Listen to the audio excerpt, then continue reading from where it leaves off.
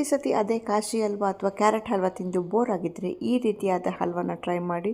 ಯಾರಿಗೂ ಗೊತ್ತಾಗಲ್ಲ ಇದನ್ನು ಹಣ್ಣು ಸಿಪ್ಪೆಯಿಂದ ಮಾಡಿದ್ದೀರಾ ಅಂತ. ಎಸ್, ಕಲ್ಲಂಗಡಿ ಹಣ್ಣು. ಪ್ರತಿ ಸತಿ ತಂದು ಕಲ್ಲಂಗಡಿ ಹಣ್ಣನ್ನು ತಂದು ಸಿಪ್ಪೆ ಬಿಸಾಕ್ತಾ ಇದ್ದರೆ ದಯವಿಟ್ಟು ನೆಕ್ಸ್ಟ್ ಟೈಮಿಂದ ಹಾಗೆ ಮಾಡಬೇಡಿ. ಆ ಸಿಪ್ಪೆ ಏನೇನಿದೆ ನೀವು ಹಣ್ಣನ್ನು ಹೆಚ್ಕೊಂಡ್ಮೇಲೆ ಸಿಪ್ಪೆ ಮಿಕ್ಕಿರುತ್ತೆ, ಆ ಹಸಿರು ಸಿಪ್ಪೆ ಮಾತ್ರ ನೀವು ತೆಕ್ಕೊಂಡು ಒಳಗಡೆ ಇರೋಂಥ ತಿರುಳು ಬಿಳಿ ಭಾಗನ ಹಾಗೆ ಇಟ್ಕೋಬೇಕು. ಆದಷ್ಟು ಸಿಪ್ಪೆನ ತೆಳುವಾಗಿ ಹೆಚ್ಕೊಂಡು ಹಣ್ಣೇನಾರು ಮಿಕ್ಕಿದ್ರೆ ಅದನ್ನು ತೆಕ್ಕೊಳ್ಳಿ. ಸ್ವಲ್ಪ ಹಣ್ಣಿದ್ರೆ ತೊಂದರೆ ಇಲ್ಲ, ಸ್ವೀಟ್ನೆಸ್ ಚೆನ್ನಾಗಿರುತ್ತೆ. ಈ ರೀತಿಯಾಗಿ ಮೇಲ್ಗಡೆ ಸಿಪ್ಪೆ ಒಳಗಡೆ ಹಣ್ಣು ಎಲ್ಲ ತೆಕ್ಕೊಂಡು ಈ ರೀತಿ ನೆಟ್ಟಾಗಿ ಮಾಡಿಕೊಂಡು ತುರ್ಕೋಬೇಕು. ನಿಮ್ಗೆ ಏನು ದಪ್ಪಗೆ ಸಣ್ಣ ತುರಿ ಅಥವಾ ದಪ್ಪ ತುರಿ ಹೇಗಾರ ತುರ್ಕೊಳ್ಳಿ.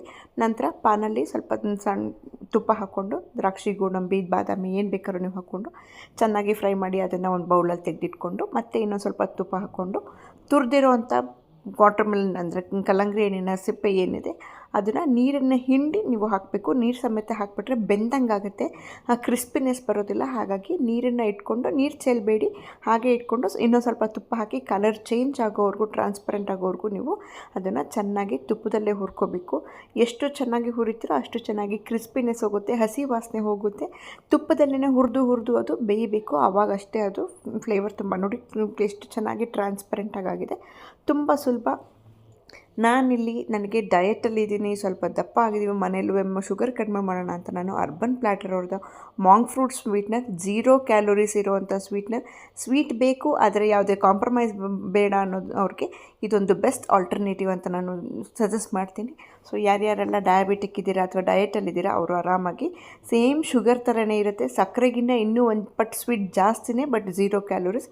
ಇವಾಗ ನಂತರ ಇದನ್ನು ನೀವು ನೀರು ಏನು ಉಳಿಸ್ಕೊಂಡಿದ್ದೀವಿ ಆ ನೀರನ್ನು ನೀವು ಹಿಂಡು ಇಟ್ಕೊಂಡಿದ್ವಿ, ಆ ಕಲ್ಲಂಗಡಿ ಹಣ್ಣಿನ ನೀರನ್ನು ಹಾಕ್ಕೊಂಡು ಚೆನ್ನಾಗಿ ನೀರು ಹಿಂಗೋವರೆಗೂ ಇಲ್ಲಿ ಮಾಗಿಸ್ಕೋಬೇಕು. ಈ ನೀರಲ್ಲೇ ಆ ಕುಂಬಳಕಾಯಿ ಸಿಪ್ಪೆ ಚೆನ್ನಾಗಿ ಬೇಯಬೇಕು.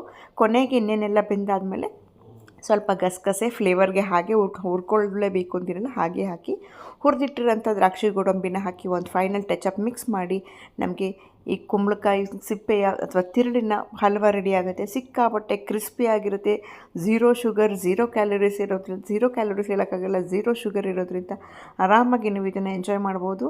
ಸಿಕ್ಕಾಪಟ್ಟೆ ಕ್ರಿಸ್ಪಿಯಾಗಿದೆ ನಿಜವಾಗ್ಲೂ. ಮನೇಲಿ ಮಕ್ಕಳೆಲ್ಲ ಸಕ್ಕತ್ತಾಗಿ ಬ್ಯಾಟಿಂಗ್ ಮಾಡಿದ್ರು. ಯಾರ್ಯಾರೆಲ್ಲ ಅದೇ ಹಲ್ವಾ ತಿಂದು ಬೇಜಾರಾಗಿದ್ದರೆ ನಿಜವಾಗ್ಲೂ ಇದನ್ನು ಟ್ರೈ ಮಾಡ್ಕೊಳ್ಳಿ, ಎಸ್ಪೆಷಲಿ ವಿತ್ 0 ಸ್ವೀಟ್ನ. Try and bye. ನೆಕ್ಸ್ಟ್ ನೀವು ಖಂಡಿತ ಟ್ರೈ ಮಾಡಿ, ಕಮೆಂಟ್ಸಲ್ಲಿ